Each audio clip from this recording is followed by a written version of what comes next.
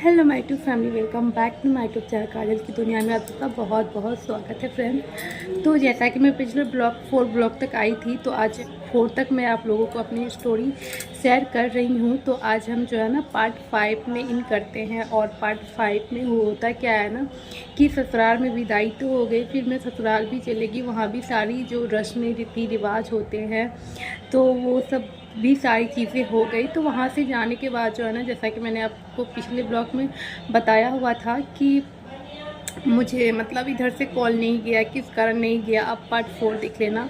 तो जो भी अगर पार्ट 5 में पहली बार आए हो तो पार्ट 4 देख लीजिएगा फ्रेंड्स, तो आपको समझ में आ जाएगी अच्छे से। तो फिर मैं वहाँ से जो है ना करीब 9-10 दिन रही। 9-10 दिन के बाद जो है ना फिर मैं यहाँ पे आई, मेरे भैया गए थे लेने। तो फिर मैं यहाँ पे जो है ना तो फिर आने के बाद जो है ना मैं यहाँ पे 2-4 दिन रही, फिर चले गए। तो फिर होता क्या है ना कि मेरा बीएड वाला एग्ज़ाम जो है ना वो फिर आ जाता है ठीक 1 महीने बाद, 1 महीने के बाद आ जाता है।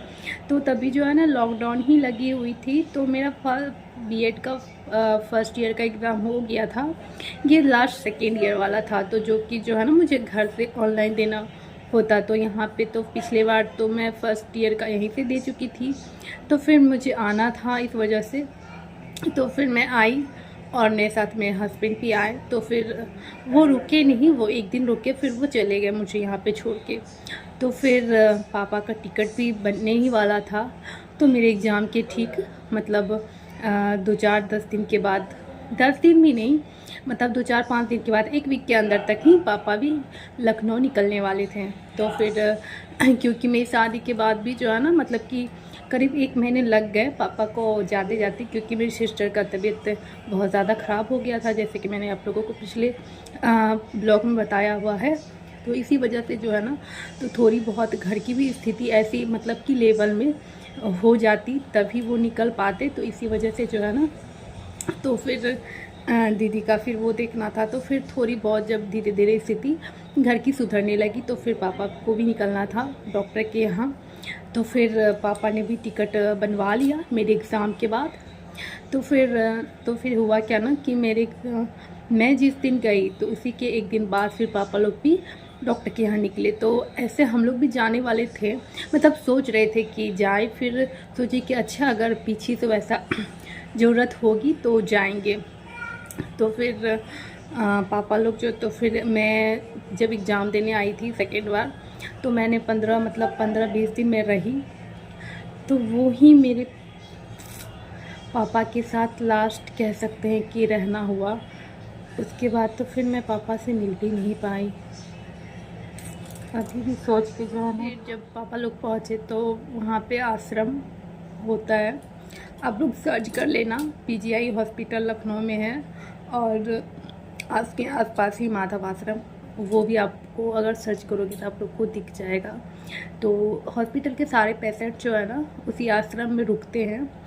तो पापा लोग भी जब हर बार जाते थे तो उसी आश्रम में रुकना होता था। तो फिर जैसा कि हर बार की तरह पापा लोग भी आश्रम में रुके। तो फिर फ़ोन कॉल से पता चला कि डॉक्टर बोल रहे इस बार एडमिट करना होगा, क्योंकि बहुत ज़्यादा उनकी जो है ना मतलब कि वीकनेस हो गए हैं, और फिर उनकी बीमारी भी थोड़ी सी बढ़ गई है और ब्लड की काफ़ी कमी हो गई है, तो उन्हें ब्लड भी ऊपर से देनी होगी। तो फिर यही सब जानकारी मिली। तो फिर हम लोगों ने बोला कि अगर ज़रूरत है हम लोगों की तो हम लोग आ जाएंगे, आप लोग बोलना। तो फिर मम्मी लोग बोली कि अच्छा ठीक है, अभी मतलब ठीक है, अभी उतना वैसा कोई ज़रूरत नहीं है, अगर वैसा कोई होगा तो हम लोग बोलेंगे। तो फिर हम लोग बोले ठीक है। तो फिर पहले तो एडमिट ही मतलब कि जाने के 15-16 दिन के बाद पापा को एडमिट किया गया। पहले नंबर ही नहीं लग रहा था। तो फिर जो भी 10-15 दिन पापा अच्छे से ही रहे, जो थोड़ी बहुत वीकनेस थी तो उसके कारण थोड़े से वो मतलब चलते फिरते कम थे, लेकिन चलते फिरते थे। तो हम लोगों ने यही सोचा कि चलो एडमिट हो जाएंगे ना, तो फिर पापा जल्दी से रिकवर हो जाएंगे। बट कभी नहीं सोचा था हम लोगों ने।